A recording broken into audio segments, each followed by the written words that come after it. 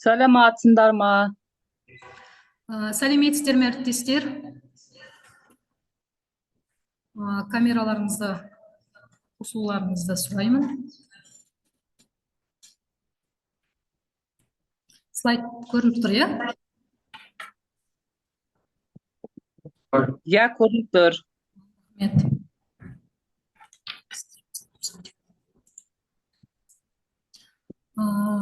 Сәлеметсіздер ме, құрметті әріптестер? Мен Балқаш қаласы зияткер мамандандырылған мектеп-лицейінің тарих пәнінің мұғалімі Бейімбетова Баян Сұлтанбеківна боламын. Бүгін мен сіздерге тарихты геймификация авторлық бағдарламамды ұсынамын. Бұл бағдарлама қазіргі білім беру жүйесінің талаптарына сай оқушылардың пәнге деген қызығушылығын арттыруға бағытталған. Яғни бұл бағдарламаны мен не үшін жаздым? Оқушылардың тарих сабағына деген қызығушылығы төмендеп барады. Дәстүрлі әдістер баланың белсенділігін арттыруға әрдайым жеткіліксіз. Сондықтан мен бұл бағдарламаның ойын элементтері арқылы оқуды қызықты әрі нәтижелі ету үшін жаздым. Бағдарламаның әзірлеудегі басты мақсатым тарихты ойын арқылы қызықты, есте қаларлық әрі мағыналы етіп оқыту. Бүгінгі оқушыны жалаң ақпараттармен қызықтыру қиын, сондықтан геймификация әдісі, яғни ойын тәсілдерін пайдалану тиімді шешімдердің бірі. Бағдарламаның мақсатын мен нақты әрі түсінікті жазуға тырыстым. Себебі кез келген жұмыстың нәтижесі сол мақсатқа қалай жеткенімізге байланысты. Ал міндеттерін сол мақсатқа жету жолындағы нақты әрекеттер ретінде көрсеттім. Оқушылардың сыни ойлауын дамыту, топпен жұмыс істеуге үйрету, тарихи оқиғаларды өздігінен зерттеуге ынталандыру. Ал енді өзектілігіне тоқталсам, бұл бөлім не үшін қажет? Өйткені қазіргі заманның талабы өзгерді. Оқушылар ақпаратты пассив түрде қабылдағысы келмейді. Олар белсенді қатысқысы келеді.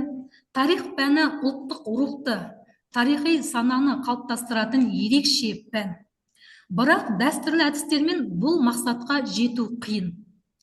Сондықтан мен осы бағдарламаның өзектілігін дәлелдеп, осы заман талабына сай екенін көрсетуге тырыстым.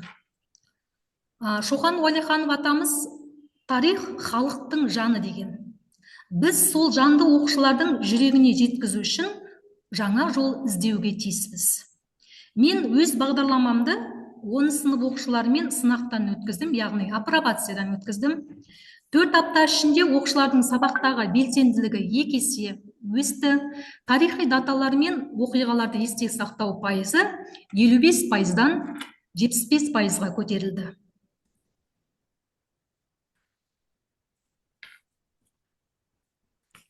Енді геймификация әдісінің тиімділігі. Оқу жылының басында оқушылардың көпшілігі, яғни 60%, геймификация элементтерін төмен қызығушылық танытқан. Жыл соңында 60% жоғары қызығушылық көрсетіп, пәнге деген ынтасы артқан. Бұл әдіс оқушылардың танымдық белсенділігін тиімді түрде арттырғанын көрсетеді. Яғни белсенділік деңгейі айтарлықтай өсті. Бастапқыда тек 15% ғана жоғары белсенділік танытса, жыл соңында көрсеткіш 70%-ға дейін белсенділік танытты. Яғни сіздердің алдарыңызда, яғни материалды меңгеру сапасы, яғни диаграмма арқылы көрсетілген, сіздер көрулеріңізге болады. Яғни сабақтағы балалардың эмоциялық көңіл күйі қандай, топпен жұмыс жасау дағдысы, яғни бұл жерде мен айта кететін жағдай бағалау әділдігі, яғни ашықтығы. Геймификация әдісінде бағалау нақты ұпай, балл, марапат секілді көрнекі элементтер арқылы жүзеге асады. Бұл бағалау процесін ашық, әділ етеді. Әр оқушы өз жетістігін анық көріп, бағалауға сенім артады. Бағалау нәтижесі алдын ала белгілі ережеге негізделгендіктен бұл жерде әділетсіздікке жол берілмейді. Яғни балалар, оқушылар ойын ойнау арқылы өзінің білім сапасын, өзі қанша деңгейде мен жауап бердім, яғни тақырыпты игерген кезде өзінің ұпай жинау арқылы қаншаға бағалғанын өзі, яғни әділ шешімді бағалайды, көрсетеді. Яғни өйткені кейбір оқушылары 4 бағаны сұрайды, мысалы 5 деген бағаны сұраған кезде, бұл жерде ешқандай бағалау кезде мұғалімде оқушының да бағаға таласы болмайды. Яғни өзінің сол шешім шығарып, 5 болса 5 бағасын, 4 болса 4 деген бағасын алады. Әділдік осы, маған осы ұнайтыны осы, жер әділетсіздікке жол берілмейтіндігі.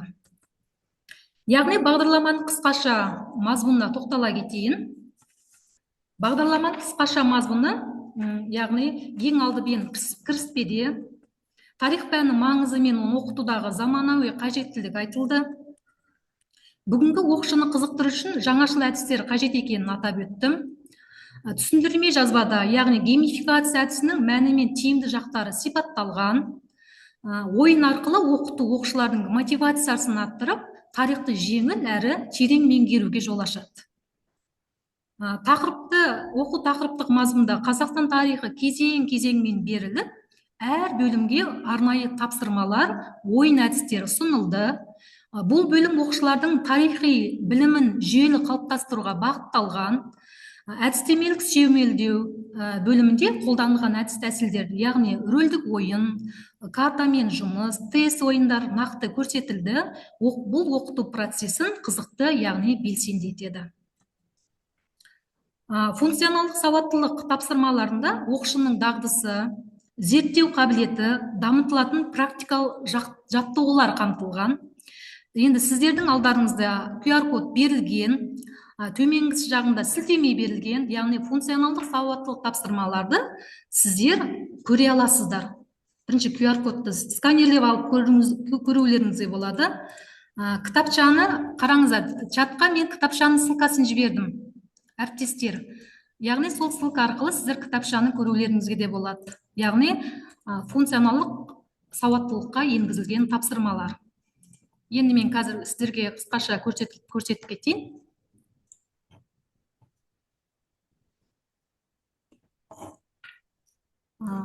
Жоқ.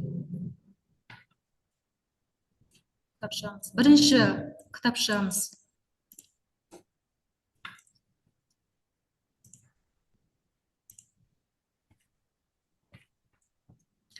Міне жоспарға енгізілген функционалдық сауаттылық тапсырмалары ашылды ғой, көрініп тұр, әріптестер сіздерге.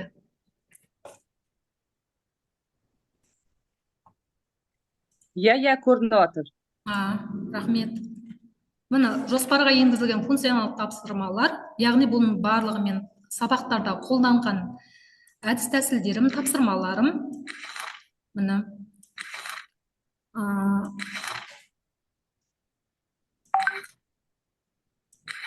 парақтап сіздер ашуларыңызға. Мына жерде бізде бейне сабағым бар. Мысалы, бұл бейне сабақта қалалық бейне сабақ байқауында бірінші орын алған бейне сабақты да көрсеттім. Ссылкасын қою арқылы бұл жерге. Яғни бұл жердегі тапсырмаларды да мен бұл жерге жинақтадым. Құрметті 6-шы. Міне көрулеріңізде болады. Қазір тапсырмаларды да көрсеттім. Тапсырманы қайдан ашып. Қайтып көрсетіп кетейін. Міне осылай парақ көру арқылы, міне осылай тапсырмаларым. Яғни өзімнің мына жерде WordWall, міне жаңағы WordWallды көзесі бізді көптеген әріптестер қолданып жүрсіздер ғой енді. Бұны мен ешқандай, бұл яғни WordWallда мен сабақта, әр сабақта біз ойын элементтерін қолдана бермейміз, Мысалы, кейбір сабақтарда мүмкіндік болмайды, сол себепті міне мен барлық сабақты алған жоқпын. Міне мына жерде WordWallда сіздер ссылканы басу арқылы тапсырманы бұл жерде де ойнап көрулеріңізге де болады.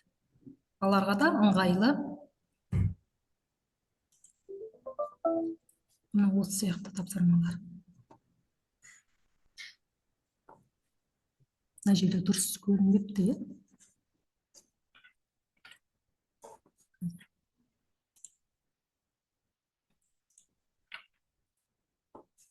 Тапшыға қайтадан керек,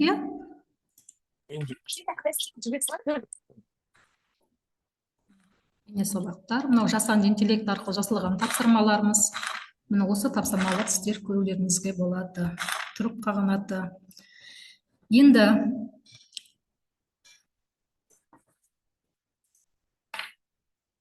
қорытындыға келейік. Енді бағдарламаның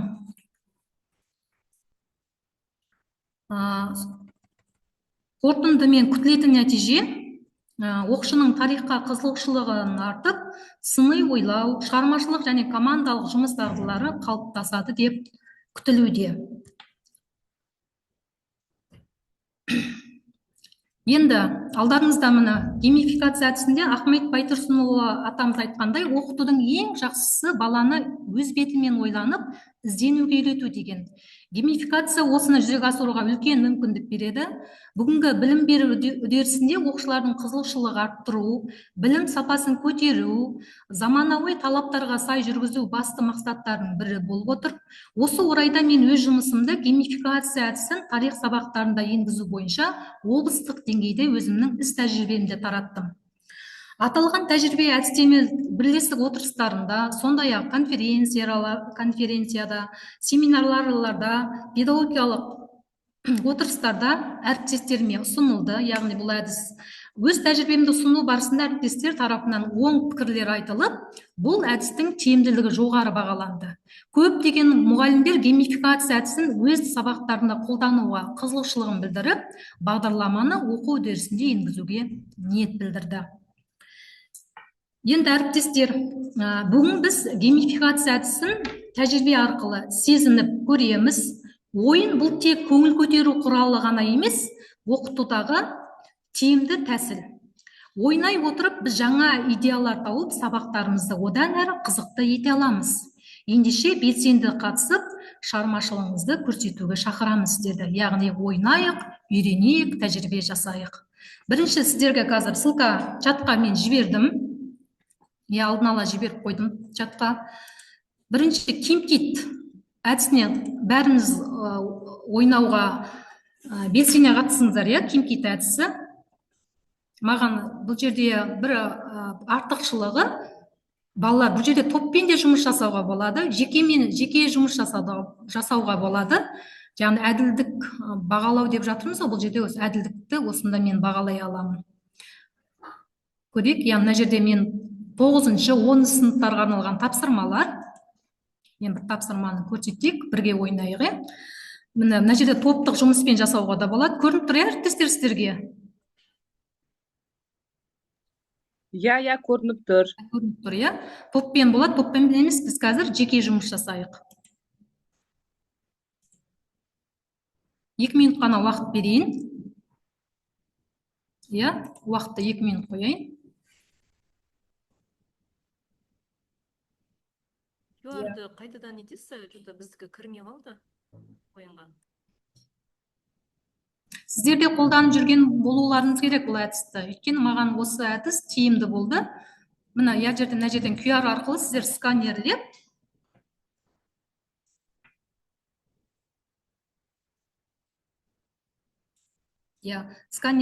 сканерлеп алып кірсеңіздер жақсы болушы еді. Өздеріңіз білімдеріңізді сынап көріңіздер, әріптестер. Сканерледіңіздер ма? Гүлмира әріптесім кірді.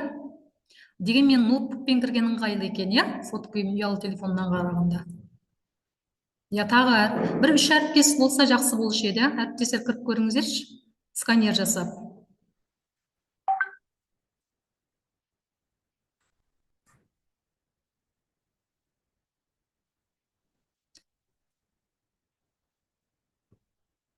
Тағы әріптестер.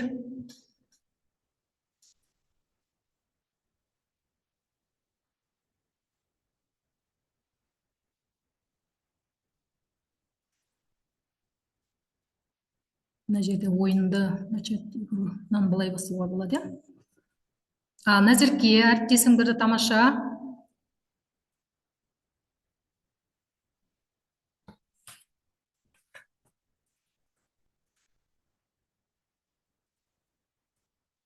Тағы. Рахмет. Енді бастай берейік ойынды. Көріңіздер ал.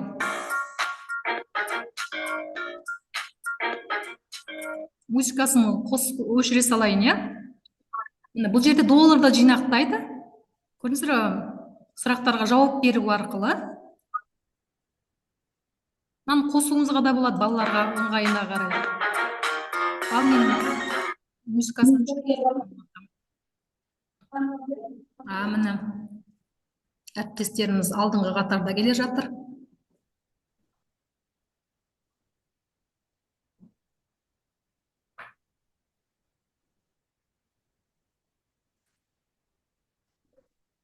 Бесінші, алтыншы, жетінші сыныптар өте тамаша ойнайды осыны. Яғни мен сенбі демалыс күндері балаларға жіберем, олар өте қызыға чатқа жіберем, олар уже білет, қызығып тағы да ойнайықшы деп белсенділік танытады балалар. Кейін мұғалім бағаны қоясыз ба деп жүрді, әрине қоямын. Өйткені ол жерде бірінші орын, екінші орын, кім долларда көп ұпай жинаған бала жоғары баға алады. Назерке әріптесіміз келе жатыр.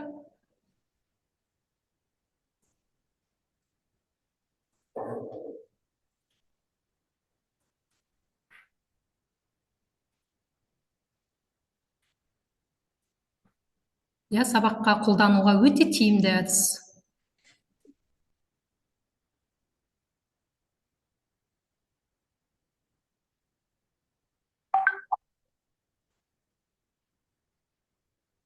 Өзі 2 минут қана, қазір тосайық, кім жеңімпаз атанады екен.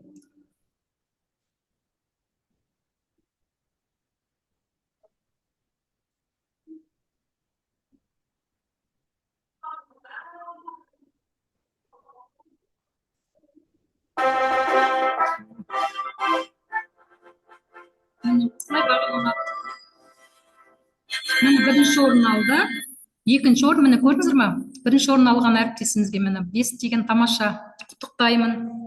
Міне осы ойын элементтерін, әдістер, ойын элементтерін сіздер сабаққа қолдануға мүмкіндіктеріңіз бар. Енді екінші әдіске кетейік. Тамаша әріптестер, рахмет белсене қатысқандарыңызға. Екінші ссылка жібердім чатқа, қараңыздар. Бұл жердегі 9 сыныптағы Қазақстан тарихы пәні бойынша геймификация әдісі Қазақстанның халықаралық аренадағы орны тақырыбы бойынша екінші әдісіміз. Мұны да ойнап көріңіздер. Бұл да логотиптер, халықаралық ұйымдарды білеміз ғой. Көрініп тұр, иә? Біз уже басталды ғой, бағана жан тасқам соны.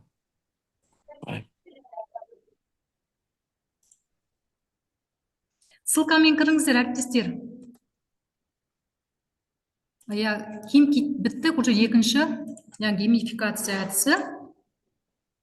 Бұл әдісі өте балалар қызыға ойнайды, өзі ойын элементтері.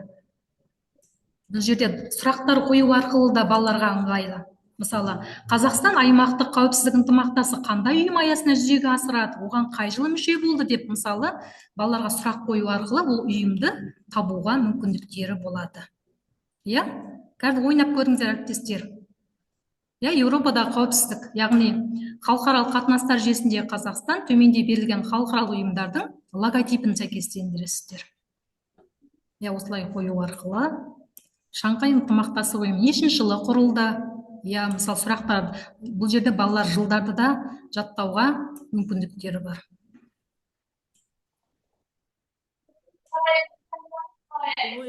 Ойнап жатырсыздар ма, әріптестер? Көрініп тұр, иә? Шықпады QR-код бізде. Ссылка арқылы кірулеріңізге де болады.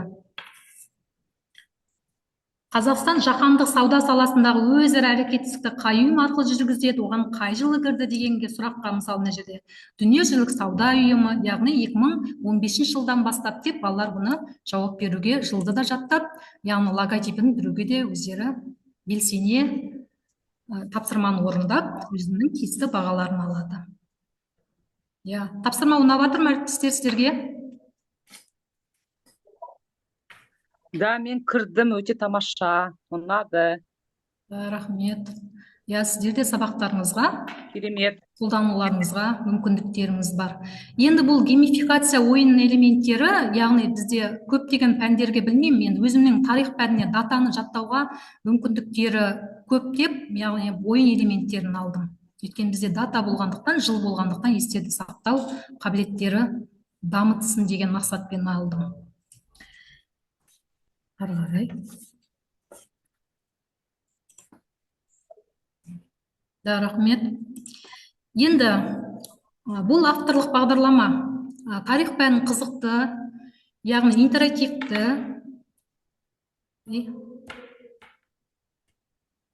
кешіріңіздер,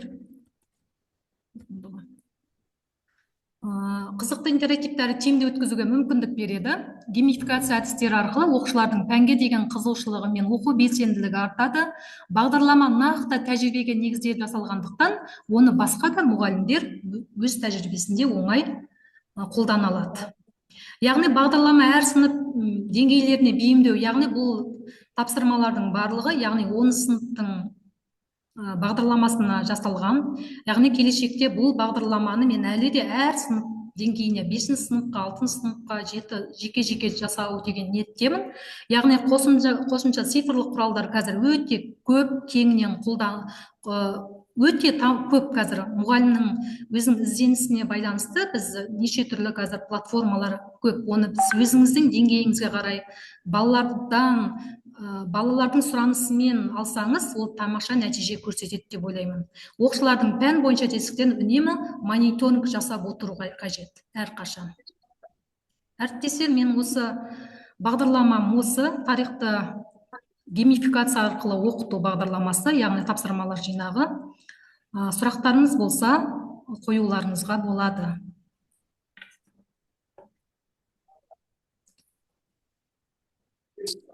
Баян Сұлтанбековна, өте рахмет. Қосымша цифрлық құралдарды кеңінен қолданыпсыз. Яғни бұл ары қарай да жалғасын тауып, әріптестер арасында кеңінен қолданады деген үміттемін. Сізге сәттілік. Рахмет көп. Шығармашылық табыс. Рахмет.